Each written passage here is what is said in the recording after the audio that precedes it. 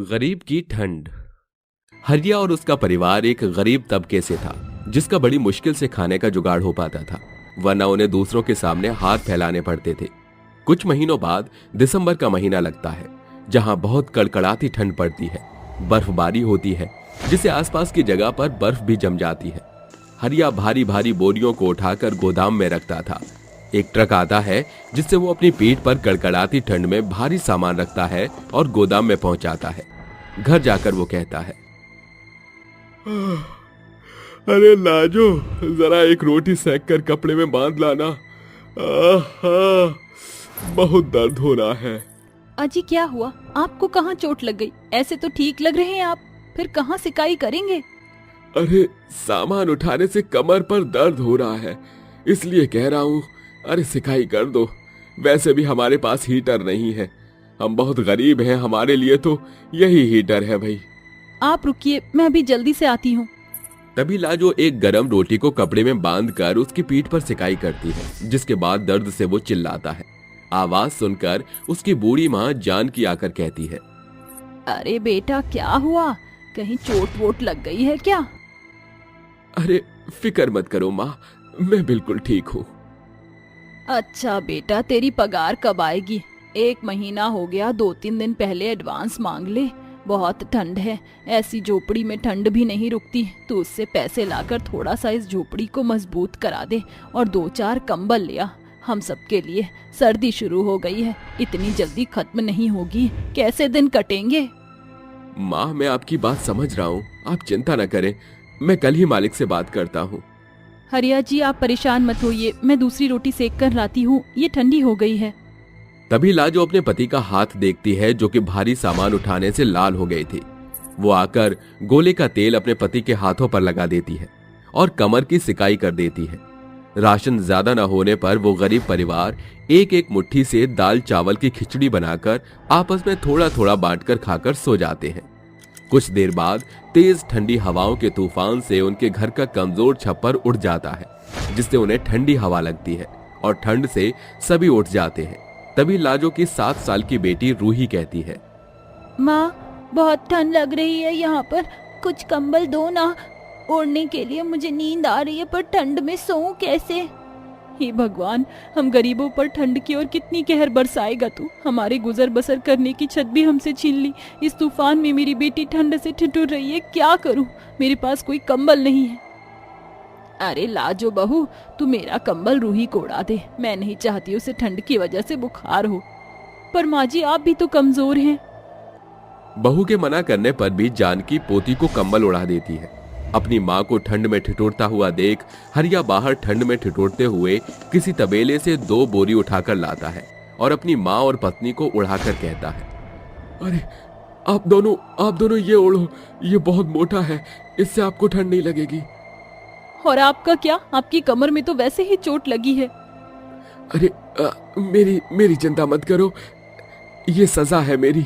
अगर कुछ अच्छा काम करता तो अपने परिवार को इस हाल में नहीं रखता। ठिठुरती ठंड में अपने टूटे फूटे घर में जैसे तैसे वो गरीब परिवार रात काट लेता है। अगले दिन हरिया अपने काम पर जाता है तो मालिक से कहता है, सेठ जी, वो घर में दिक्कत आ गई है, थोड़ा सा एडवांस पैसा दे दीजिए मेरी पगार में से। कल रात को इतना तूफान आया कि हमारे घर की झोपड़ी तहस नहस हो गई। आप दे देते तो मैं थोड़ा ठीक करवा लेता। बच्चों और बूढ़ी माँ को ऐसे कैसे ठंड में रखूं?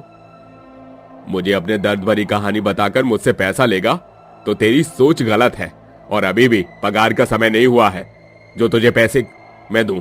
हाँ, पैसे क्यों दूं तुझे अभी? साहब थोड़ा हम गरीब पर रहम कीजिए, दे दीजिए पैसे, मेरा परिवार तकलीफ में है। देख हरिया, ज्यादा जबान मत चला मुझसे।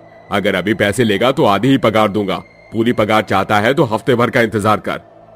ठीक है मालिक, मैं थोड़ा इंतजार कर लूंगा। पता नहीं कहाँ रखूंगा अपने घर वालों को इस ठंड में। हरिया रो धोकर काम करके अपना घर चला जाता है, जहां उसका परिवार पैसों की आस लगाए बैठा था, पर उसे कुछ नहीं मिलता।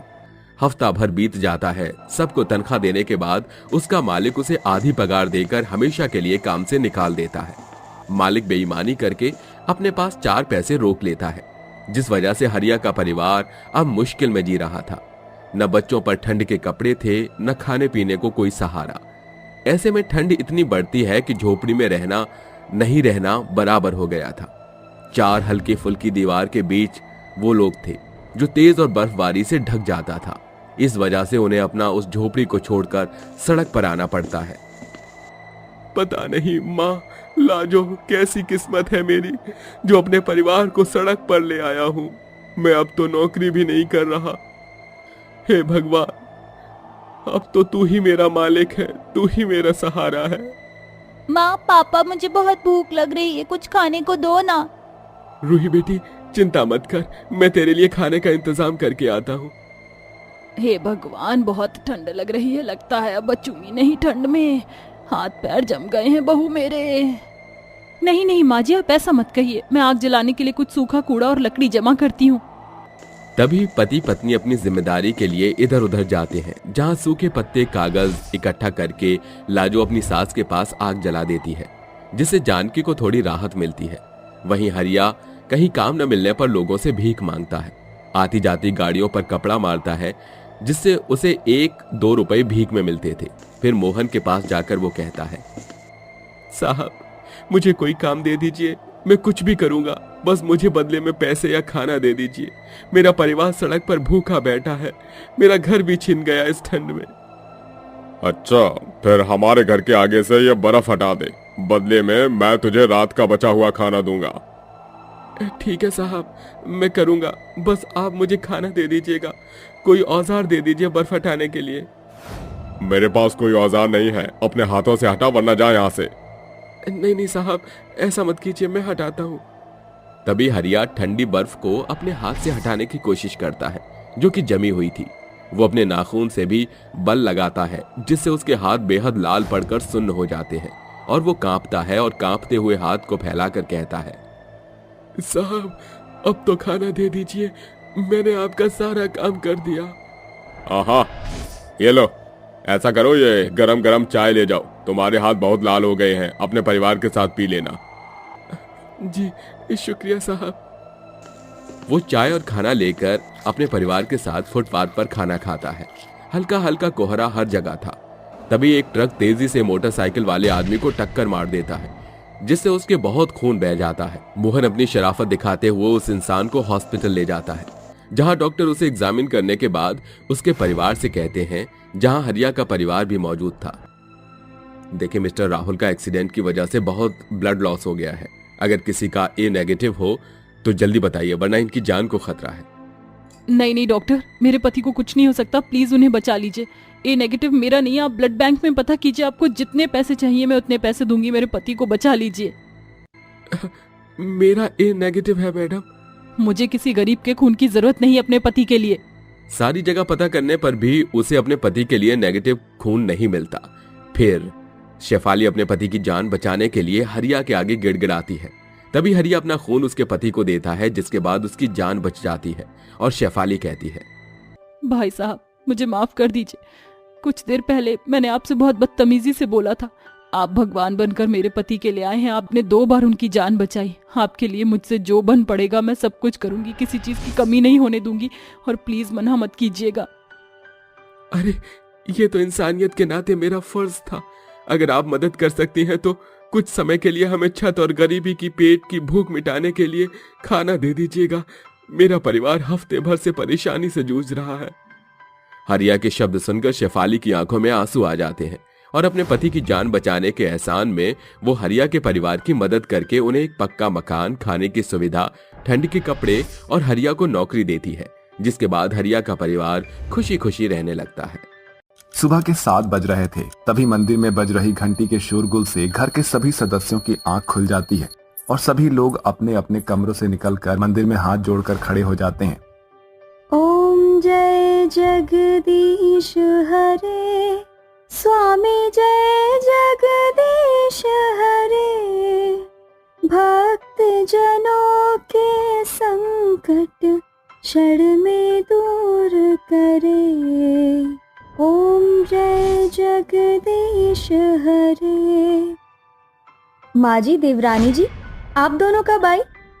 अभी अभी बहू, जब तू मगन होकर भगवान के भजन गा रही थी वैसे बहू, आज तो राधे कृष्ण का दिन है, तो तुझे आरती कुंज बिहारी की गानी चाहिए थी। मर गई, इतनी मुश्किल से तो मैंने ये एक भजन याद किया है। पता नहीं ये 36 गुणों वाली बहू का दिखावा करने के लिए मुझे और कितने पापड़ बेलने पड़ेंगे। क्या हुआ जेठानी जी, कहाँ खो गई आप? कुंज बिहारी की आरती गा दीजिए, सासू जी की आस पूरी हो जाएगी। हाँ हाँ, अब क्यों नहीं, गाती हूँ ना। आरती कुंज बिहारी की, तेरी माँ कभी बंदी हमारी थी। उप्स, अरे जेठानी जी, भजन के इस ठहराव पर तो बनवारी शब्द आना चाहिए था। ये बनवारी बंदी में कैसे बदल गया? उफ, आज तो तू गई उर्फी। अगर स्कूल में फुकरेबाजी वाले ऊट पटांग भजन नहीं सीखा होता तो आज ये जुबान नहीं फिसलती। अब कैसे बचूं? दिया, पता नहीं, मेरा सर घूम रहा है, सब कुछ गोल गोल घूम रहा है। ठीक है, चलिए जेठानी जी, मैं आपको कमरे में छोड़ आती हूँ। नहीं दिया, आरती को बीच में छोड़ना अपशगुन होता है। तुम आगे की अधूरी आरती को पूरा कर दो, मैं चली जाऊंगी। भगवान के पूजा पाठ में बाधा नहीं आना चाहिए। चंट जेठानी अपनी सास और देवरानी के आगे बहानेबाजी बनाकर कमरे में आकर अंदर से दरवाजा बंद करके झटपट से सोफे के नीचे रखे सिगरेट के डिब्बे में से सिगरेट जलाकर उसे पीने लगती है। आहा, ये सिगरेट का एक कश लगाते ही कायनात बदल देता है। काश की धूप अगरबत्ती के बजाय भगवान के आगे सिगरेट जलाने की इजाजत होती तो मुझे ये छिप छिप कर अपनी तलब न बुझानी पड़ती। फिर अगर मैं एक दिन सिगरेट ना पीऊं तो मेरी सोच की मोच मिटे ही ना। जेठानी सिगरेट की कश में इस कदर डूबी होती है कि उसे दरवाजे पर खड़ी देवरानी की आवाज सुनाई ही नहीं देती। तभी दिया अंदर घुस आती है और जेठानी जल्दी से सिगरेट बेड के नीचे फेंक देती है और कमरे में फैला धुआं देखकर दिया खांसते हुए कहती है, अरे जेठानी जी, ये कमरे में धुआं धुआं कैसे हो रहा है? उफ उर्फी, कुछ सोच, वरना आज तेरी पोल पट्टी खुलकर रहेगी। वो दिया, मेरा मन बहुत बेचैन हो रहा था, इसलिए बस धूप बत्ती जलाया था। ये धुआं उसी का है। ओ अच्छा जेठानी जी, वो मैं पूछने आई थी कि आप चाय पियेंगी, मैं बनाने जा रही हूँ। काश कि मेरी देवरानी चाय कॉफी जैसे सस्ते नशे करना छोड़कर सिगरेट का एक कश लगाती तो जान पाती कि ये धुआं जन्नत जैसा फीलिंग देता है। जेठानी जी, आपने कुछ कहा? नहीं तो दिया, मैं बस ये कह रही थी कि सिर्फ अपनी और माँ जी के लायक ही बनाना। जेठानी की ये बात सुनकर दिया किचन की ओर कदम बढ़ा लेती है और कहती है, पता नहीं क्यों, पर मुझे जेठानी जी का रवैया बहुत ही अटपटा लगता है, जैसे वो संस्कारी होने का झूठा ढोंग कर रही हो। इसीलिए अब मैं जेठानी जी पर नजर जमाए रखूंगी। इसी सोच के साथ देवरानी अपनी चंड चालाक जेठानी पर नजर रखने लगती है, मगर कोई भी पुख्ता सबूत उसके हाथ नहीं लगता। एक सुबह जब देवरानी हॉल की सफाई कर रही होती है तो उसे घर के कोने में जले हुए सिगरेट मिलते हैं, जिसे देखकर वो बोलती है, माँ जी जल्दी आइए, देखिए मुझे क्या मिला। अरे अरे, क्या हो गया दिया बहू, सुबह सुबह फटे ढोल की तरह क्यों बज रही है? अरे दादा, इतने सारे सिगरेट किसने फूके हैं भला? वैभव, ऋषि, अरे कहाँ हो तुम दोनों? जल्दी बाहर आओ। क्या हो गया माँ? काहे सवेरे सवेरे घर को मछली बाजार बना रखा है? अरे सच सच बताओ, तुम दोनों में से किसने ये सिगरेट फूका है? माँ, क्या आपको हम दोनों पर भरोसा नहीं है? अरे तुम दोनों के अलावा इस घर में कौन और मर्द बचा है? क्या चुपचाप अपना कच्चा चिट्ठा कबूल कर लो। हमें अपनी जान से हाथ धोनी है क्या माँ? जो हम ऐसे नशे करेंगे, आप खामखा अपने बेटों को कटघरे में खड़ा कर रही हो। एकाएक दिया की नजर अपनी डरी सहमी जेठानी पर घूम जाती है। क्या हुआ जेठानी जी? माँ जी सवाल हमारे पतियों से कर रही है, मगर हाथ पांव आपके फूल रहे हैं, जैसे कि ये सारे सिगरेट आपने ही फूके हो। अरे दिया, तुम होश में तो हो? दिन रात भगवान की भक्ति में लीन रहती हूँ और तुम मुझ पर लांछन लगा रही हो। अब मैं बेचारी बेबस बहू बजरंग बली तो हूँ नहीं जो सीना चीरकर अपनी सफाई पेश करूं।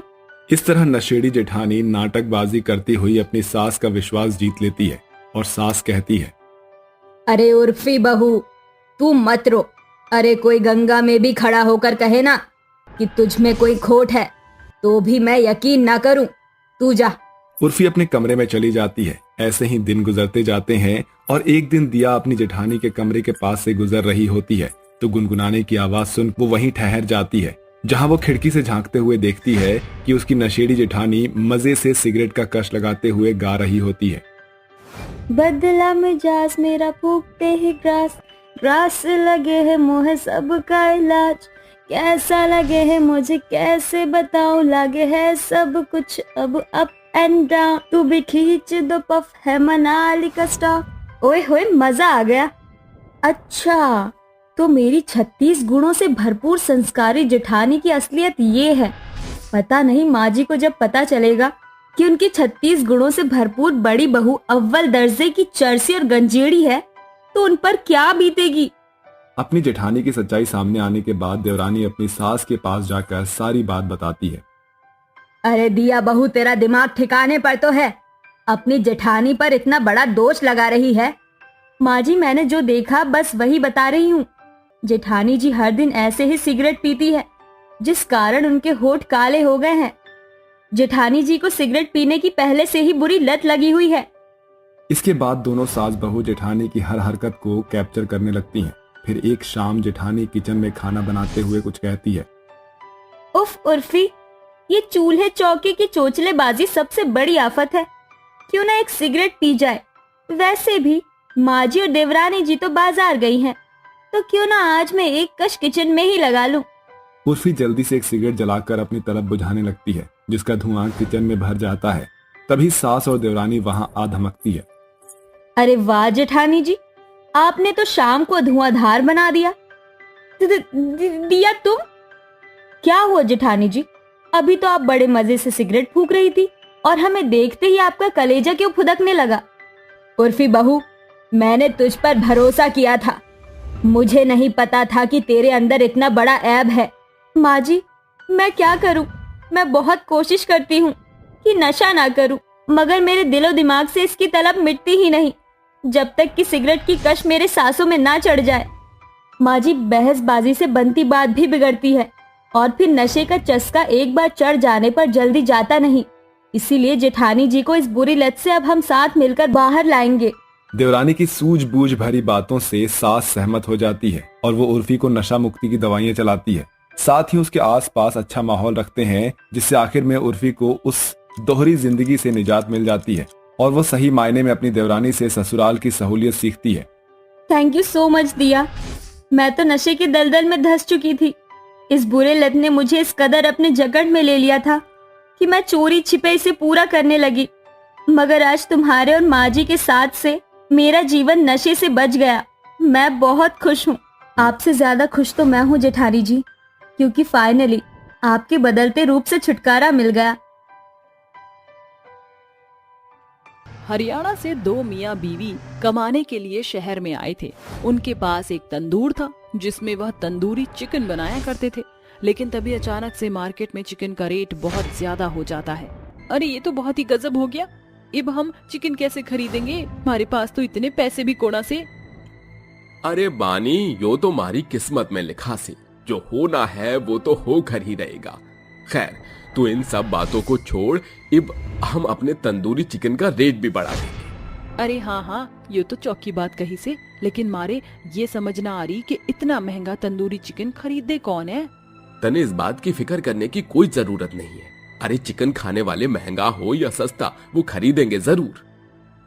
बानी और अमरिंदर दोनों मियाँ बीवी जाकर बाजार से चिकन खरीद लेते हैं और तंदूर में लगाने लगते हैं, जिसके बाद वह दोनों अपनी दुकान में चिकन तंदूरी का रेट भी बदल देते हैं।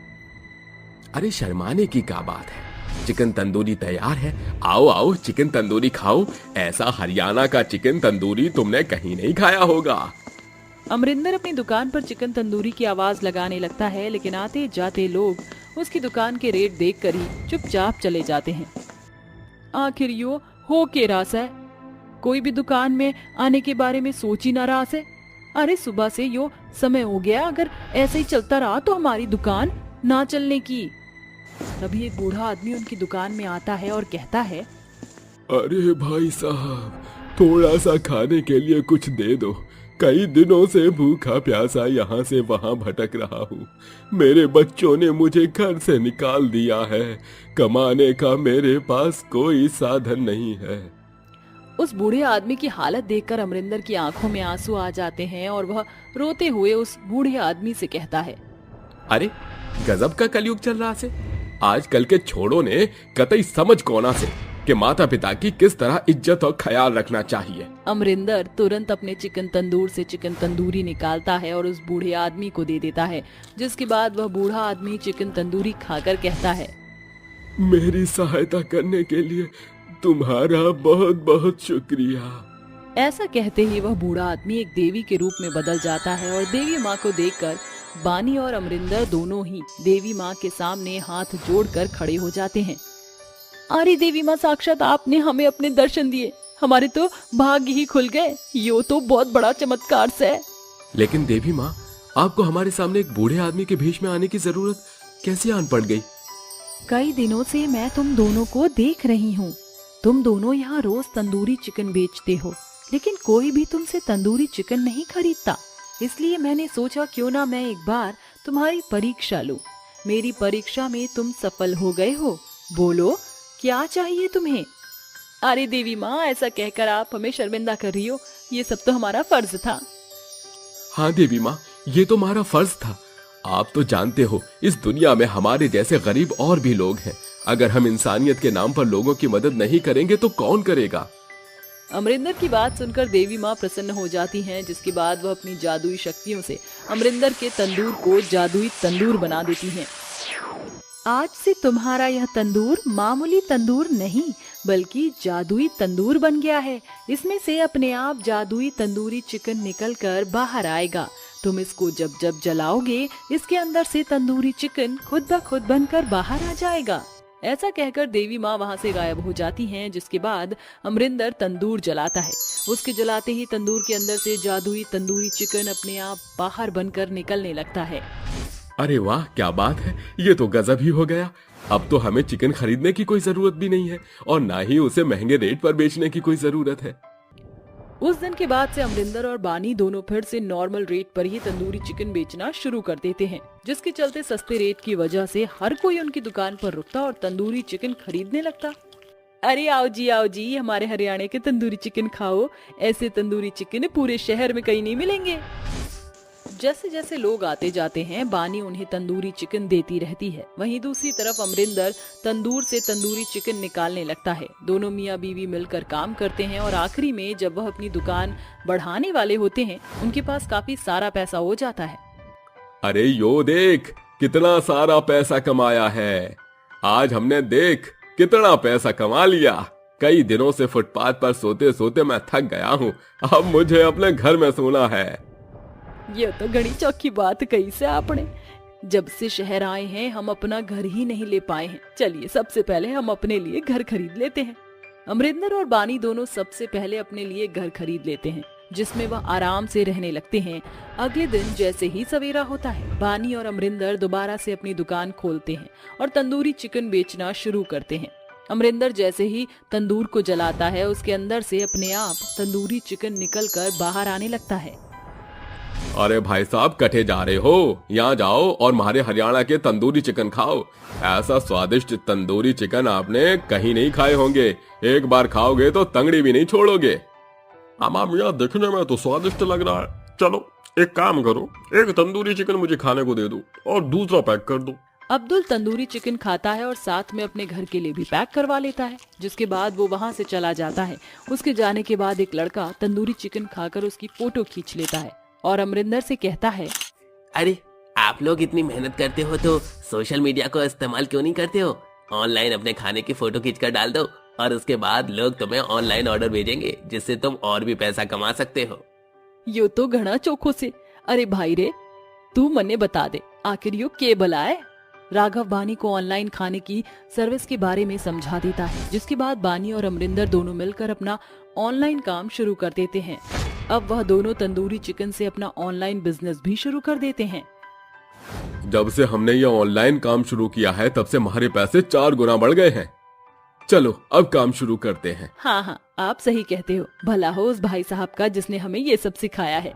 ऐसा कहकर अमरिंदर जादुई तंदूर को जलाता है, जिसके बाद उसके अंदर से जादुई तंदूरी चिकन निकलकर बाहर आने लगता है। बानी एक तरफ तो कस्टमरों को तंदूरी चिकन देती है तो दूसरी तरफ वह ऑनलाइन वाले लोगों के लिए तंदूरी चिकन पैक कर देती है। ये हो गए ऑनलाइन वाले पैक। अब इन सभी तंदूरी चिकन को डिलीवरी बॉय पार्सल कर देगा। बानी डिलीवरी बॉय को बुलाकर उससे कहती है, अरे भाई साहब, मैंने लिस्ट बना दी है। इस लिस्ट में सभी के एड्रेस हैं। एक एक करके सभी के ऑर्डर उनके घर पर पहुंचा देना। देखना किसी को लेट ना पहुंचे। अरे चिंता काहे करती हो मैम साहब, हम आपका सारा चिकन तंदूरी एक एक के एड्रेस पर छोड़ कर आएंगे। डिलीवरी बॉय सारे चिकन तंदूरी ले जाता है और उन्हें डिलीवर करने लगता है। देखते ही देखते बानी और अमरिंदर का काम जोर शोर से चलने लगता है और अब वह तंदूरी चिकन का बहुत बड़ा रेस्टोरेंट भी खोल लेते हैं। कुछ ही समय में वह बहुत सारी सफलता प्राप्त कर लेते हैं। देखा, शहर से आए बेचारे गरीब हरियाणा के लोग मेहनत करके किस तरह सफल हो गए। इसलिए मेहनत और ईमानदारी बराबर तरीके से की जाए तो इंसान एक न एक दिन सफल जरूर होता है। दिसंबर का महीना चल रहा था। लीलावती और उसकी बहू शिवांगी ने गर्म कपड़े पहने हुए थे। वह सोफे पर बैठकर चाय पी रहे थे कि तभी वहां नताशा छोटे और हॉट कपड़े पहनकर उनके सामने आती है। उसे देखते ही शिवांगी के मुंह से चाय बाहर निकल आती है और वह कहती है, अरे नताशा, ये तुमने क्या पहना है? जरा माहौल तो देखो, कितना ठंडा है। इतनी सर्दी में तुम ऐसे छोटे छोटे कपड़े पहनकर बाहर जाती हो, क्या तुम्हें ठंड नहीं लगती? ओ गॉड भाभी, तुम ऐसी बातें कर सकती हो? तुम तो मेरी ही उम्र की हो। मुझे तो लगता है तुम्हारे अंदर की हॉटनेस बिल्कुल खत्म हो गई है। मुझे देखकर भी तुम हॉट नहीं हो पाती। तुम्हें भी ऐसे ही कपड़े पहनने चाहिए। अरे नताशा, अगर इतने छोटे कपड़े पहनोगी तो सर्दी लग जाएगी, बीमार पड़ जाओगी और फिर तू कहीं बाहर घूमने भी नहीं जा पाएगी। इसलिए जा और जाकर कुछ गर्म कपड़े पहन ले। अब आप लोगों को कौन बताए कि ऐसे ही कपड़े तो माहौल को गर्म बनाते हैं। वैसे मुझे बहुत देर हो रही है, मैं जा रही हूँ। नताशा जैसे ही घर के बाहर निकलती है, घर के बाहर उसका बॉयफ्रेंड विनय बाइक लेकर उसके पास आ जाता है। विनय उसे देखते ही खुशी से कहता है, ओए होए, कोई एसी चलाओ, बहुत गर्मी है यहाँ। ओहो, तुम भी ना, चलो अब पार्टी में चलते हैं। नताशा की फ्रेंड शिल्पा की शादी से पहले बैचलर पार्टी होती है। शिल्पा ठंड से कपकपा रही होती है और उसने गर्म गर्म कपड़े पहने होते हैं। जैसे ही वह नताशा को देखती है, उसके होश उड़ जाते हैं। क्यों शिल्पा, उड़ा दिए ना मैंने तेरे होश? अरे हाँ हाँ, क्यों नहीं, आज तो तू बिल्कुल कहर उठा रही है। देख, अगर तू इतने छोटे कपड़े पहनेगी तो बीमार पड़ सकती है, इसलिए समझदारी यही थी कि तू गर्म कपड़े पहन कर आती। ये ले, मेरा शॉल ओढ़ ले।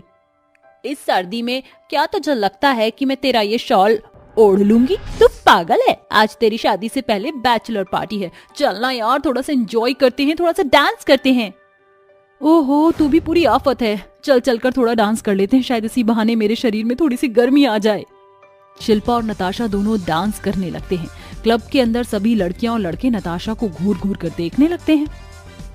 अरे यार, ये सभी लोग तुझे क्यों घूर कर देख रहे हैं?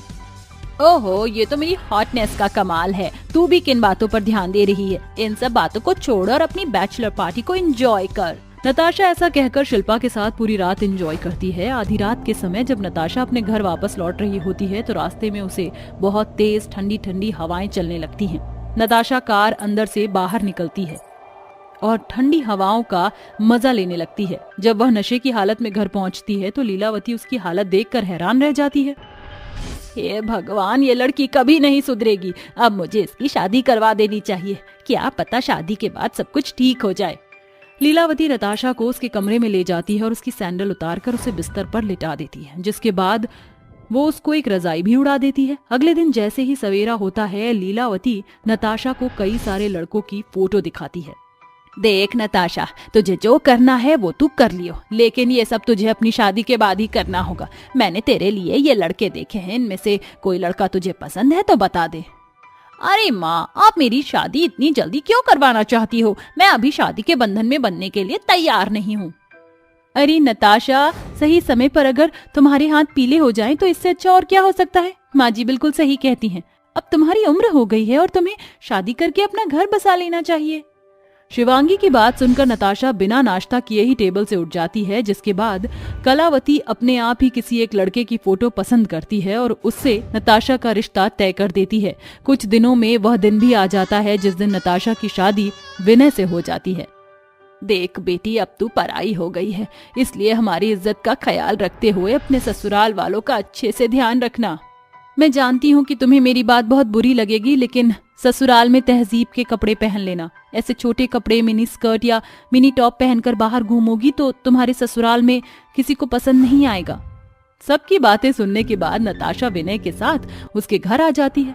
शादी के कुछ दिन तक तो वो नॉर्मल कपड़े पहनती है, लेकिन कुछ दिनों बाद ही वह छोटे छोटे मिनी स्कर्ट, मिनी टॉप और बहुत सारे अजीब तरह के कपड़े पहनना शुरू कर देती है। एक दिन उसकी सास दुर्गेश्वरी उससे कहती है, हे भगवान बहू, ये तूने क्या पहना है? अरे तुझे किसी ने इस हालत में देख लिया तो तू जानती भी है कि तेरे साथ कैसा बर्ताव करेंगे। एक तो मुझे ये समझ नहीं आ रहा कि इतनी ठंड में तुमने इतने छोटे कपड़े क्यों पहने हैं। देखो माँ जी, ये कपड़े मेरी पसंद के हैं, मुझे पसंद है इसलिए मैंने पहने हैं। अरे बहू, जरा इस ड्रेस का गला देख, ऊपर से ये कट स्लीव भी है। ऐसे कपड़े पहनकर तू घर में नहीं घूम सकती, जा जाकर कोई सूट या साड़ी पहन ले। दुर्गेश्वरी के कई बार समझाने के बाद भी नताशा उसकी एक नहीं सुनती, जिसके बाद वो वहां से चली जाती है। ऐसे ही शादी के 1-2 दिन और बीत जाते हैं और एक दिन नताशा शॉर्ट ड्रेस पहनकर अपने दोस्तों के साथ अपना बर्थडे सेलिब्रेट करने जा रही होती है।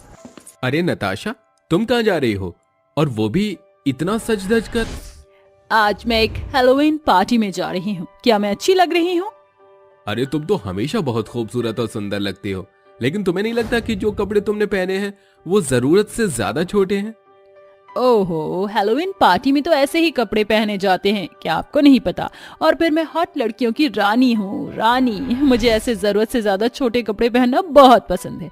ऊपर से मुझे ठंड भी नहीं लगती। अब तुम इसे वरदान समझ लो या फिर मेरी खुशकिस्मती। नताशा ऐसा कहकर हैलोवीन पार्टी के लिए निकल जाती है, जिसके बाद नताशा पार्टी में पहुंचकर खूब सारी आइसक्रीम और ठंडी ठंडी ड्रिंक्स पीती है और बहुत सारा डांस भी करती है। पार्टी खत्म होने के बाद नताशा आधी रात में वापस घर आने के लिए टैक्सी ढूंढ रही होती है। बहुत ही मुश्किलों के बाद उसे एक टैक्सी मिलती है। चलो भैया, मेरी हॉटनेस को कम करो और ड्राइविंग पर जरा ध्यान दो। ड्राइवर गाड़ी चलाने लगता है। जैसे ही नताशा घर के पास पहुंचने वाली होती है, गाड़ी अचानक से खराब हो जाती है। ओहो, इस गाड़ी को भी अभी खराब होना था। ये लो भैया, आपके पैसे। मेरा घर यहाँ से कुछ ही दूरी पर है, मैं खुद ही चली जाऊंगी। नताशा ठंडी ठंडी हवाओं को चीरते हुए अपने घर की तरफ जाने लगती है, लेकिन इन ठंडी हवाओं से नताशा को भी ठंड का असर महसूस होने लगता है। तभी नहले पर दहला हो जाता है। अचानक से बिजली कड़कती है और जोरदार बारिश होने लगती है। दिसंबर के महीने में ये ठंडी ठंडी बारिश और ठंडी ठंडी हवाएं बेचारी नताशा का बहुत बुरा हाल कर देती हैं। घर तक पहुंचते हुए वो बुरी तरह कपकपाने लगती है। देखते ही देखते वो बेहोश हो जाती है। उसी दिन उसकी भाभी शिवांगी भी उससे मिलने उसके घर आई होती हैं। माँ जी, आप डॉक्टर को बुला लीजिए, मैं नताशा को कमरे में लेकर जाती हूँ और उसके ये गीले कपड़े बदल देती हूँ। शिवांगी अपनी नंद को उसके कमरे में लेकर जाती है और उसके कपड़े चेंज कर देती है, जिसके बाद वह जल्दी से हीटर ऑन करती है और उसको रजाई भी उड़ा देती है। कुछ ही देर में विनय डॉक्टर को ले आता है, जिसके बाद डॉक्टर नताशा का चेकअप करने के बाद सबसे कहते हैं, देखिए ठंडी ठंडी हवाएं और बारिश की वजह से इनको सर्दी लग गई है। मैंने दवाई दे दी है, कुछ दिन बाद ये बिल्कुल ठीक हो जाएंगी और अगले दिन सुबह तक इन्हें होश भी आ जाएगा। ऐसा कहकर डॉक्टर वहां से चली जाती हैं। अगले दिन जैसे ही नताशा को होश आ जाता है, उसकी भाभी शिवांगी उसके पास बैठी होती हैं और विनय उससे कहता है, तुम्हें अपनी जरा भी परवाह है? अगर थोड़ी और देर हो जाती तो पता नहीं तुम्हारा क्या हाल होता। आप बिल्कुल सही कहते हो, पहली बार मुझे सर्दी का एहसास हुआ है। आज के बाद मैं ऐसे कपड़े कभी नहीं पहनूंगी, मुझे मेरी गलती का पछतावा है। नताशा उस दिन से फुल स्लीव और गर्म कपड़े पहनने लगती है, जिसके बाद वह समझ जाती है कि छोटे और बड़े कपड़े हमेशा सीजन के हिसाब से ही पहनने चाहिए। भूतिया लोक में कश्मीरा नाम की एक चुड़ैल अत्याचारी माँ थी, जो अपनी 5 चुड़ैल बच्चियों पर अत्याचार करती थी। उसकी 5 बच्चियां बहुत छोटी थी। एक तो टुन्नू नाम की 3 साल की प्यारी सी बच्ची थी, जो सिर्फ अभी बैठ ही पाती थी। ऐसे ही एक दिन कश्मीरा अपने कमरे में सो रही थी। तभी उसकी 5 बेटियां साफ सफाई कर रही थी। यहाँ तक कि टुन्नू के हाथ में भी एक छोटा सा कपड़ा था, जिससे वो खेल भी रही थी और सफाई भी कर रही थी। तभी उससे बड़ी 6 साल की चुड़ैल शिभू तस्वीर साफ कर रही थी, जो उसके हाथ से छूट जाती है। उसके गिरने की आवाज से कश्मीरा उठ जाती है और कहती है, हे भगवान, आखिरकार इन्होंने मेरी नींद खोल ही दी। इन 5 बदतमीज लड़कियों से ठीक से काम भी नहीं होता। अब तो मैं इन्हें छोड़ूंगी नहीं। उसके खड़े होते ही चारों बच्चे डरकर पीछे होने लगते हैं और सबसे बड़ी 8 साल की पायल टुन्नू को गोद में ले लेती है। चुपचाप बता दो किसने ये फोटो गिराई। ये फोटो तो बच गई पर मेरी नींद खुल गई। अब मैं तुम्हें छोड़ूंगी नहीं। बताती हो या नहीं बताती? वो मुझसे। क्या तूने तोड़ा है? मैं साफ कर रही थी, वो मुझसे तस्वीर गिर गई। अच्छा तो तुम दोनों सच नहीं बता रही हो, झूठ बोल रही हो ना एक दूसरे को बचाने के लिए। ऐसा कह रही हो मैं तुम्हें छोड़ूंगी नहीं। तभी वो चांडाल चुड़ैल अत्याचारी माँ एक डंडा उठाकर अपनी चारों बच्चियों के हाथ पर तेज तेज मारती है, जिसके बाद वो बहुत रोने लगती हैं और सबसे छोटी दोनों को एक एक चांटा मारती है और कहती है, जानते हो ना तुम पांचों बच्चियां मेरे लिए बराबर हो, इसलिए मैं टुन्नू को भी नहीं छोड़ूंगी। पर माँ वो बहुत छोटी है, उसे किसी चीज की समझ भी नहीं है। देखिए ना वो कैसे रो रही है, आप उसे कुछ मत कीजिए। हाँ माँ वो बहुत छोटी, उसे कुछ भी समझ नहीं है जो आप हमारे साथ करती हो। अच्छा तो तुम दोनों को बहुत समझ है, तभी तो जुबान कैंची की तरह चल रही है। अभी तुम दोनों को लाइन पर लाती हूँ। तभी वो उन दोनों चुड़ैल बच्चियों को अपने जादू की शक्ति से उल्टा लटका देती है, जिसके बाद वो दोनों बहुत रोने लगती हैं। माँ हमें छोड़ दो, हमें माफ कर दो, हमसे गलती हो गई, अब हम ऐसा कुछ भी नहीं करेंगे। छोड़ दीजिए, हमें माफ कर दीजिए, मार रहने दीजिए। दोनों बेचारी माफी मांग रही हैं आपसे, हम संभल कर काम करेंगे आगे से। ठीक है इस बार माफ कर रही हूँ, लेकिन अगली बार माफ नहीं करूंगी। मेरी शक्ल क्या देख रही हो? जाओ यहाँ से। और तुम दोनों पायल नेहा चाय बना कर लाओ मेरे लिए। जी माँ। तभी दोनों बच्चियां रसोई में चाय बनाने जाती हैं। एक अदरक कूटती है, दूसरी बर्तन में पानी डालती है। तभी टुन्नू आकर कहती है, दीदी भूखी पेट में अब वापस आना है। इसे भूख लग रही है नेहा, इसे फ्रिज में से खिचड़ी निकाल कर खिला दे जल्दी से।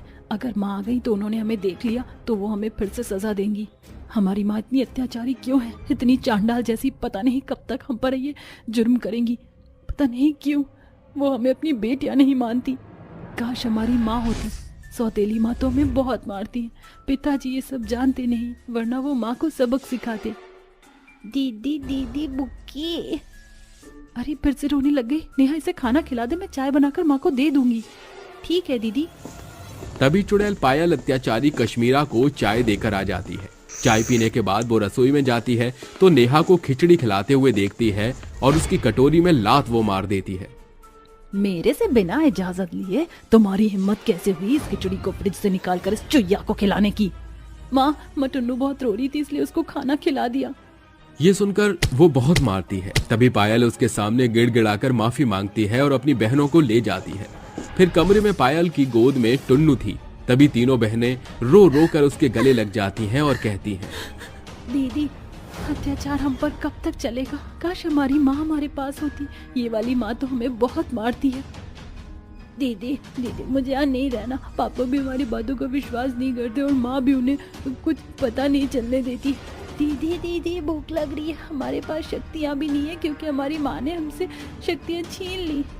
काश मेरे पास जादू होता और मैं ऐसे चुटकी बजाती तो खाना आ जाता। तभी उसकी चुटकी बजाते ही स्वादिष्ट खाना प्रकट हो जाता है। ये देखकर पांचों हैरान हो जाती हैं और झटपट सारा खाना खा जाती हैं। कुछ देर बाद उनका पिता राका आ जाता है और अपनी बच्चियों की ऐसी सूरत देखकर बोलता है, क्या हुआ मेरी पांचों बच्चे इतने मायूस क्यों हैं? चेहरे पर निशान कैसा? गोलू क्या हुआ मुझे बताओ। पापा वो हम काम। गोलू बिटिया इतना कहने ही जा रही थी कि चुड़ैल कश्मीरा अपनी बड़ी बड़ी आंखें दिखाकर अदृश्य रूप में उनके सामने आती है। पांचों डरकर सहम जाती हैं और राका से कुछ नहीं कहती। कुछ नहीं हुआ पिताजी। कहीं कश्मीरा ने तो तुम्हें कुछ कह तो नहीं दिया? मारा है उसने क्या? नहीं पिताजी, ऐसा कुछ भी नहीं है। देखो कभी भी कोई भी बात हो तो मुझे जरूर बता देना। अगर कुछ भी बोला तुमने तो कल पूरे दिन किसी को खाना नहीं दूंगी, बिजली के झटके अलग से दूंगी। क्या हुआ? तुम पांचों इतनी बड़ी बड़ी आंखें करके मेरे पीछे क्या देख रही हो? कोई है क्या? तभी राका पीछे मुड़कर देखता है पर उसे कोई भी नहीं मिलता। ऐसे ही कश्मीरा पांचों चुड़ैल बच्चों पर अत्याचार करती है। कभी उन्हें खाने के लिए कुछ नहीं देती तो कभी घर के इतने काम कराती है कि गलत करने पर भी उन्हें मारती है। पूरे दिन में सिर्फ एक बार ही खाना देती है तो कभी उनसे खाना बनवाकर बच्चों को जानबूझकर हाथ जला देती है। वो पांचों बच्चियों को परेशान करने का कोई मौका नहीं छोड़ती थी और ये सब वो राका भूत के नाक के नीचे करती थी। राका सो रहा था, तभी कश्मीरा कहती है, ये सफाई की है तुमने, कितनी धूल है। तुम पांचों को तो मैं छोड़ूंगी नहीं। एक तो तुम पांचों लड़कियां हो, तुम्हारी वजह से राका ने मुझे अपना बच्चा नहीं करने दिया। तुम्हारी जिम्मेदारियां जो सौंपती, तुम 5 लड़कियों की वजह से मेरा अपना बच्चा नहीं है। इसका भुगतान तो तुम्हें करना ही होगा। माँ आप क्या कर रहे हैं, हमें समझ नहीं आ रहा, इसमें हमारी क्या गलती है? बहुत बड़ी गलती है, सबसे बड़ी गलतियां हैं। तुम 5 चुड़ैल लड़कियां ही हो। तुम मेरे लिए सौतेली और हमेशा सौतेली ही रहोगी। माँ आप एक बार अपना कर तो देखिए, हम आपको बहुत प्यार करते हैं, पर आप हमें अपना नहीं मानती। क्या बोला? तेरी इतनी हिम्मत? तेरा तो आज गला दबाकर ही दम लूंगी मैं। ऐसा कहकर वो पायल का गला दबाती है। पायल छटपटाने लगती है, तभी राका आकर देख लेता है और जोर से चांडाल कश्मीरा को मारता है। तुम्हारी हिम्मत कैसे हुई मेरे बच्चों के साथ ऐसा करने की? अब समझ आया कि मेरी 5 चुड़ैल बेटियां इतनी क्यों सहमी रहती थी। और उस वक्त तुम ही पीछे खड़ी थी ना, जब मेरी बच्ची गई थी। तुम उन्हें माँ का प्यार दोगी इसलिए मैंने और बच्चे नहीं होने दिए, पर तुम तो हैवान अत्याचारी माँ निकली, जिसने चांडाल के रूप में मेरी बच्चियों पर अत्याचार किया। तुमने तो टुन्नू को भी नहीं छोड़ा। ऐसी औरत के साथ मुझे कोई रिश्ता नहीं रखना। तभी कश्मीरा चुड़ैल राका भूत के पैरों में गिरकर माफी मांगने लगती है और कहती है, नहीं राका जी, ऐसा मत कीजिए। मैं आपके बिना नहीं रह पाऊंगी। मुझे अपनी गलती का एहसास हो गया। अब मैं अपनी 5 चुड़ैल बेटियों को बहुत प्यार दूंगी। उनके साथ कभी ऐसा नहीं करूंगी, मैं आपको वचन देती हूँ। पर आप मुझे छोड़ना मत। अगर तुम सच में दिल से माफी मांग रही हो तो मैं तुम्हें माफ करने के लिए तैयार हूँ, पर कभी ऐसा किया तो फिर कभी मैं तुम्हारी शक्ल नहीं देखूंगा। पिताजी माँ को माफ कर दीजिए, उन्हें कुछ मत कीजिए। देखा, जिन बच्चों के साथ तुम गलत कर रही थी वो अभी भी तुम्हारे लिए चिंता कर रही हैं। मुझे अपनी गलती का एहसास हो गया राका जी। मेरी 5 बच्चियां मुझे माफ कर दो। मैंने तुम्हारे साथ बहुत गलत किया, लेकिन अब ऐसा कुछ नहीं होगा। आओ मेरे गले लग जाओ। तभी 5 चुड़ैल बच्चियां उसके गले लग जाती हैं। उसका बदलाव देखकर बहुत सब खुश होते हैं। इस तरह कश्मीरा अपनी 5 चुड़ैल बच्चियों का बहुत ख्याल रखने लगती है।